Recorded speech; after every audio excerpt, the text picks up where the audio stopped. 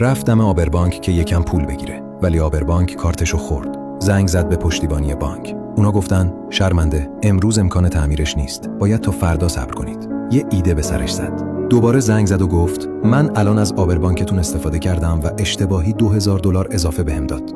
5 دقیقه بعد یه تعمیرکار اومد و آبربانک خیلی سریع تعمیر شد. یه روز دیگه همون مرد تصمیم گرفت از اپلیکیشن تحویل غذا یه کاسه نودل گرون قیمت با گوشت درجه 1 سفارش بده. وقتی سفارش رسید، دید گوشتی که توی نودله به شدت نازک و کوچیکه. اون فوری برای شکایت از غذا زنگ زد به رستوران.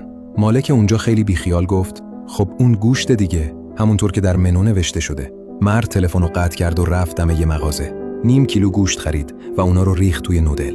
بعد یه عکس گرفت و اونو در قسمت امتیاز مشتری‌ها آپلود کرد و نوشت مالک اینجا آدم مشتیه، خیلی سخاوتمندانه کلی گوشت به مشتری میده. مردم به رستوران هجوم بردن و فقط در چند روز کلی شکایت و امتیازهای پایین ثبت شد و به مرور رستوران از اپلیکیشن حذف شد.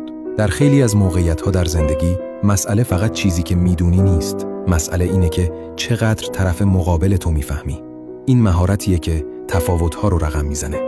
اگه رشد رو دنبال نمی‌کنی، احتمالاً دیگه هیچ وقت ما رو نمی‌بینی. ولی اگه این کار رو انجام میدی، تبریک میگم. تو هر روز در حال رشدی.